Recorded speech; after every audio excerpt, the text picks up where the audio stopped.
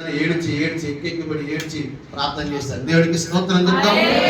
హల్లెలూయా హల్లెలూయా. చూడండి, ఆ దినమున దేవుడు నన్ను చేరతీశాడు. ఆయన చేరతీయడమే కాదు, దేవుడు ఏం చేశాడు? నన్ను స్వస్థపరిచాడు. కనుక మన పరిస్థితులు ఏమైనప్పుడు కూడా ప్రభు ఏం చేస్తాడు చెప్పండి? మనల్ని చేరతీసే దేవుడు ఆయన. అది ఏ కష్టమైన కుటుంబంలో ఉన్న ఏ సమస్య అయినా ఖచ్చితంగా దేవుడు మనల్ని చేరతీస్తాడు. దేవుడు మనల్ని బలపరుస్తాడు. మన సమస్య నుంచి ఆయన ఖచ్చితంగా విడుదలను ఇస్తాడు. దేవుడికి స్తోత్రం చెప్తాము. హల్లెలూయా.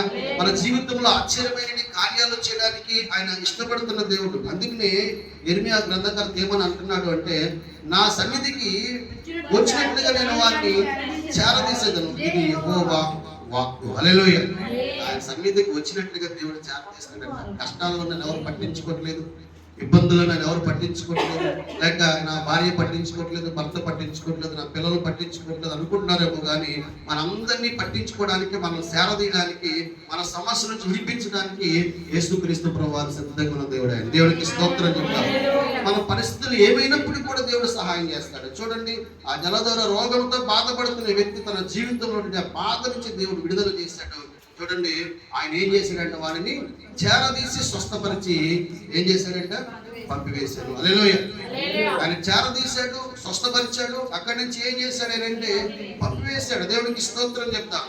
హల్లెలూయా హల్లెలూయా. మత్తయి సువార్త 8వ అధ్యాయం 2వ వచనాన్ని మనం చూస్తే అక్కడ ఒక వ్యక్తి కనబడతాడు. ఎవరో ఆ వ్యక్తి అంటే కుష్ఠరోగంతో బాధపడుతున్న వ్యక్తి. దేవుడికి స్తోత్రం చెప్తాం.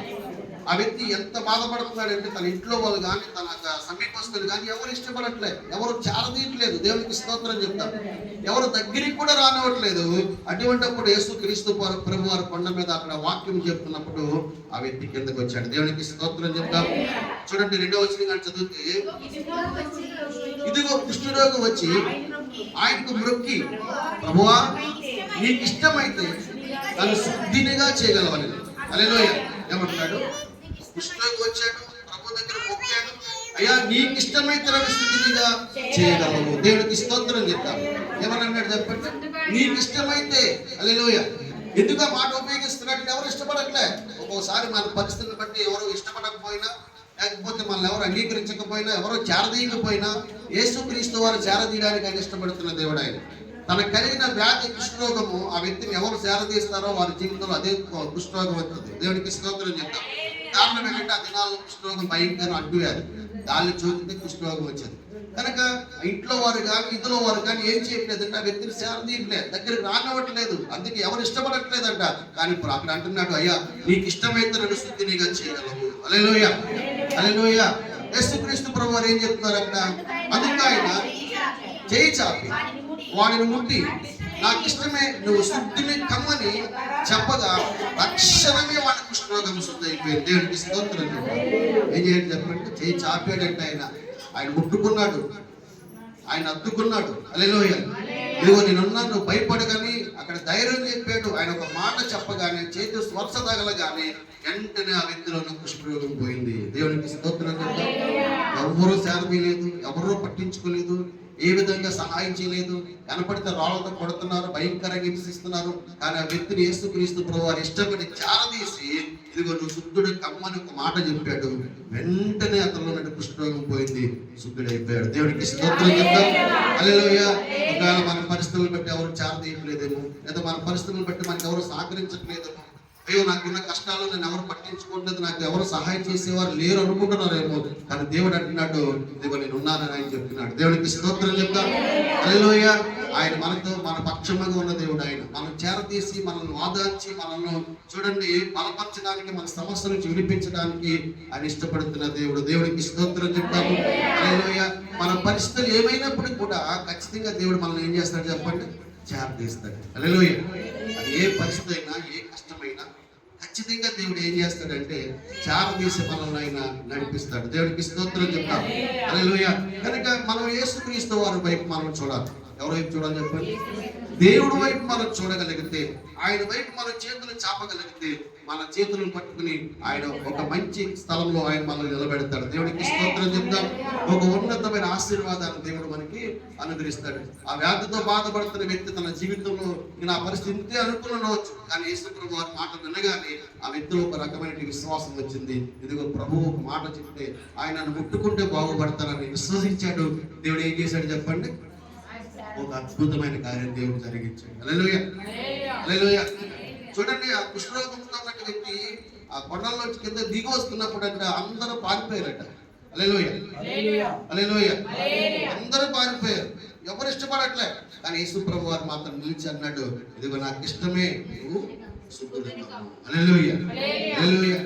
మన పరిస్థితి ఏమైనప్పటికీ కూడా మన పరిస్థితి నుంచి విడిపించడానికి, మనల్ని బాగు చేయడానికి, మనం రక్షించడానికి, మనల్ని స్వస్థపరచడానికి, మన జీవితాలు మన కుటుంబాలు కట్టడానికి ఆయన ఇష్టపడుతున్న దేవుడు. దేవునికి స్తోత్రం చెప్తాము. హల్లెలూయా. వాళ్ళు ఏ పరిస్థితులు వచ్చినప్పుడు కూడా ప్రభువు చేరదీయడానికి ఇష్టపడుతున్నాడు. చూడండి, 38 సంవత్సరాల నుంచి ఆ బెతెస్దా కోనేరు దగ్గర ఒక రోగంతో పడి ఉన్నాడు వ్యక్తి. హల్లెలూయా, హల్లెలూయా. 38 సంవత్సరాలకు పడి ఉన్నాడు. చూడండి, ఆ వ్యక్తిని అంటే ఎవరూ పట్టించుకోవట్లేదు. దేవుడికి స్తోత్రం చెప్తారు. ఏం చేయట్లేదు, ఎవరు కూడా ఆ వ్యక్తిని పట్టించుకోవట్లేదు. కానీ యేసుక్రీస్తు వారు ఆ వ్యక్తిని పట్టించుకున్నాడు. తన జీవితంలో ఆ కష్టాల నుంచి దేవుడు అక్కడ విడుదలనిచ్చాడు. దేవునికి స్తోత్రం చెప్తాం. హల్లెలూయా. చూడండి, యోహాను సువార్త 5వ అధ్యాయంలో 5వ వచనం కానీ చదివితే అక్కడ 38 ఏళ్ల నుండి వ్యాధి గల ఒక మనుషుడు యేసు వాడు పడి ఉండడం చూచి వాడప్పటికి బహుకాలం నుండి ఆ స్థితిలో ఉన్నాడని ఎరిగి స్వస్థపడబోరుచున్నామని వాడిని అడుగుగా ఆ రోగి, అయ్యా, నీళ్లు కదిలించబడుచున్నప్పుడు నన్ను కోనేటిలోకి దించుటకు నాకెవరునూ లేడు, కనుక నేను వచ్చినంతలో మరి ఒకడు నాకంటే ముందుగా దిగునని ఆయన ఉత్తరం ఇచ్చాను. దేవుడికి స్తోత్రం చెప్తా. ఎన్ని సంవత్సరాల నుంచి పడి ఉన్నాడంట? 38 సంవత్సరాల నుంచి. హల్లెలూయా. యేసు ప్రభు వారు పుట్టక ముందు నుంచి ఆ కోనేరు దగ్గరే పడి ఉన్నాడు. దేవుడికి స్తోత్రం చెప్తారు. కానీ ఆ వ్యక్తి చెప్తున్నాడు, యేసు ప్రభు వారు అడుగుతున్నారు, ఏ నువ్వు స్వస్థత పొందాలని నీకు లేదా అంటే, అయ్యా, నువ్వు నాకు స్వస్థత పొందాలని ఉంది, బాగుపడాలని ఉంది, కానీ నన్ను కోనేట్లో దించడానికి నాకెవరు లేరు. హల్లెలూయా. ఏమన్నాడు చెప్పండి? నన్ను ఈ కోనేట్లో దించడానికి నాకు ఎవరు కూడా లేరు. నేను ప్రయత్నం చేస్తున్నాను, నాకంటే ముందుగా అనేకులు దిగుతున్నారు, కానీ నాకు సహాయం చేసేవాడు ఎవరు కూడా లేరు. నన్ను పట్టించుకునే వారు ఎవరు కూడా లేరు, నన్ను చేరదీసినట్టు వారు ఎవరు లేరు. దేవునికి స్తోత్రం చెప్తాం అనే మాట యేసుక్రీస్తు ప్రభు వారితో చెప్తున్నాడు. దేవునికి స్తోత్రం చెప్తాం. హల్లెలూయా. చూడండి, యేసు ప్రభు వారు అంటున్నారు, యేసును లేచి నీ పరుపెత్తుకుని నడవమని వాడితో చెప్పగా వెంటనే వాడి స్వస్థత నుండి పరుపెత్తుకుని నడిచెను. హల్లెలూయా. ఎవరు చేరదీయలేదు. 38 సంవత్సరాల నుంచి బాధపడుతున్న వ్యక్తి, కనీసం నా పక్క వాళ్ళు వస్తున్నారు, వాళ్ళు వెంటనే దిగుతున్నారు, స్వస్థత పొందుకున్నారు, కానీ ఈ వ్యక్తిని ఎవరు పట్టించుకోవట్లేదు, చేరదీయట్లేదు, ఎవరు కూడా ఏ విధమైన సహాయం కూడా చేయట్లేదు. దేవునికి స్తోత్రం చెప్తారు. 38 సంవత్సరాల నుంచి బాధపడుతున్నాడంట. కానీ యేసు ప్రభు వారు ఏం చేశారంట? అప్పటికి అతడు బహుకాలంలో నుండి ఆ స్థితిలో ఉన్నాడని ఎరిగి యేసు ప్రభు వారు వెళ్ళి ఏం చేశాడు చెప్పండి? వాడిని స్వస్థపరిచాడు. దేవుడికి స్తోత్రం చెప్తాడు. ఆయన చేరదీశాడు. ఆయన, ఇదిగో నేను ఉన్నాను, కనుక ఇదిగో నువ్వు నీటిలో దిగవసరం లేదు, కానీ నేను ఒక మాట చెప్తాను, నా మాట వల్ల బాగుపడతావు. దేవునికి స్తోత్రం చెప్తాను అని అక్కడ ఆ వ్యక్తిని బలపరిచి ఒక మాట చెప్పగానే తక్షణమే ఏం చేశాడంటే లేచాడు, పొరపెట్టుకున్నాడు. వారందరి మధ్యలో నడుచుకుంటూ గంతులేస్తూ వెళ్ళిపోయాడు. దేవునికి స్తోత్రం చెప్తారు. హల్లెలూయా. ఏ వ్యాధితో ఉన్నా, ఏ సమస్యతో ఉన్నా, ఏ బంధకాల్లో ఉన్నా, ప్రతి విషయంలో కూడా దేవుడు మనల్ని చేరదీయడానికి, మనకు సహాయం చేయడానికి ఆయన ఇష్టపడుతున్న దేవుడు. దేవునికి స్తోత్రం చెప్తారు. హల్లెలూయా, హల్లెలూయా, హల్లెలూయా. చాలా అనుకుంటా, ఏదైనా కష్టం వచ్చినప్పుడు, ఏదైనా బాగోలేనప్పుడు, లేకపోతే మన పరిస్థితులు బాగోలేనప్పుడు, మనసు మీద ఉన్నప్పుడు, అయ్యో నాకు ఎవరైనా సహాయం చేసి ఉంటే బాగుండు, నేను ఏదైనా లేకలేకపోతున్నా, నా పరిస్థితి ఎలా ఉంది, నాకు ఎవరైనా సహాయం చేస్తే బాగుండు అనుకుంటుంటాం. దేవునికి స్తోత్రం చెప్తాం. కానీ ఎవరు ఉన్నా లేకపోయినా నీ పరిస్థితులు చూడడానికి ఎవరున్నారు చెప్పండి? యేసు ప్రభువు ఉన్నాడు. 38 సంవత్సరాలు బాధపడుతున్న వ్యక్తినంట ఎవరో పట్టించుకోలేదు. హల్లెలూయా. కానీ ఎవరు వెళ్ళారు? యేసు ప్రభువు వారు వెళ్ళారు. దేవునికి స్తోత్రం చెప్తారు. ఆ జలధర రోగంతో బాధపడుతున్న వ్యక్తిని ఎవరు పట్టించుకోలేదు. శరీరం అంతా వాసిపోయింది, భయంకరమైన వాపులు, నడవలేని స్థితిలో ఉన్నాడు, నిలబడలేని స్థితిలో ఉన్నాడు. ఆ వ్యక్తిని చూసి యేసు ప్రభు వారు ఏం చేశారంటే ఆయన జాలిపడి చేరదీసి స్వస్థపరిచి నువ్వు వెళ్ళు అన్నాడు. దేవునికి స్తోత్రం చెప్తా. హల్లెలూయా, హల్లెలూయా. ఆయన చేతి స్పర్శ తగలగానే, ఆయన చేరదీయగానే, ఆయన కౌగిలించుకోగానే అతను నా రోగం పోయింది. ఆ శరీరం ఎంతైతే వాపులు ఉన్నాయో వాపులన్నీ పోయి చక్కటి మనిషికి అయిపోయాడు. దేవుడికి స్తోత్రం చెప్తాం. హల్లెలూయా. నీ పరిస్థితి ఏదైనప్పటికీ కూడా ఆయన నిన్ను అత్తుకోవడానికి, నేను కౌగిలించుకోవడానికి, నీ సమస్య నుంచి విడుదల ఇవ్వడానికి ఆయన ఇష్టపడుతున్న దేవుడు. దేవుడికి స్తోత్రం చెప్తాం. హల్లెలూయా, హల్లెలూయా. చూడండి, మరొక మాట మనం చదివితే దేవుడికి స్తోత్రం చెప్తాం. హల్లెలూయా.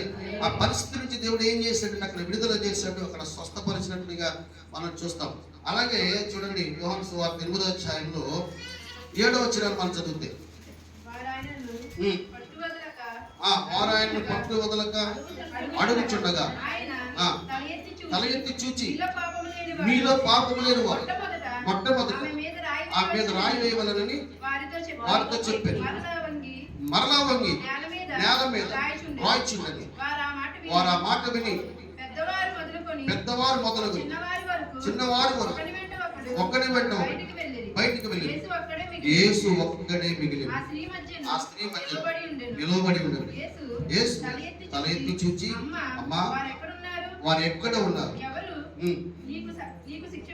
ఎవరు నీకు శిక్ష విధింపలేదా అని అడిగినప్పుడు, లేదు ప్రభు అని. అందుకు యేసు, నేను నీకు శిక్ష విధింపను, నీ వెళ్ళి ఇక పాపము చేయకుమని ఆమెతో చెప్పారు. దేవుడికి స్తోత్రం చెప్తాం. పాపంలో పట్టబడిన స్త్రీ ధర్మశాస్త్ర ప్రకారంగా రాళ్ళతో కొట్టి చంపేయాలి. ఇలా రాళ్ళతో కొడుతున్నారు, తరుగుతున్నారు, చంపడానికి ప్రయత్నం చేస్తున్నారు. ఆమె పరిగెడుతుంది, రోడ్డు మీద వీధులలో పరిగెడుతుంది. ఆమె సహకరించేవారు కానీ, ఆమె సహాయం చేసేవారు కానీ, వెనకాల కొడుతున్నట్టు వారిని ఆపేవారు కానీ ఎవరు లేరు. హల్లెలూయా. ఆ పరిస్థితిని పట్టించుకున్నట్టు వారు ఎవరు లేరు.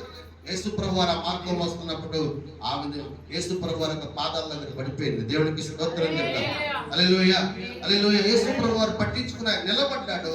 నిలబడిన తర్వాత వారి పాపాలన్నింటినీ కూడా ఆయన నేల మీద రాస్తున్నప్పుడు వారు చూచి వాళ్ళ రాళ్ళు అక్కడ పాడవేసి వెళ్ళిపోయారు. దేవుడికి స్తోత్రం చెప్తాం. హల్లెలూయా. యేసు ప్రభు ఆమె పక్షంగా నిలబడ్డాడు, ఆమెను చేరదీశాడు. ఆమె చేరదీసి ఆమె ఓదార్చి బలపరిచి అని అంటున్నాడు, అమ్మా, ఇక నువ్వు పాపం చేయకుండా నువ్వు సరిగా జీవించు. దేవునికి స్తోత్రం చెప్తాం. హల్లెలూయా, హల్లెలూయా. యేసు ప్రభు వారికి శిక్షించే అధికారం ఉన్నప్పటికీ కూడా ఆయన శిక్షించలేదు. ఏమన్నా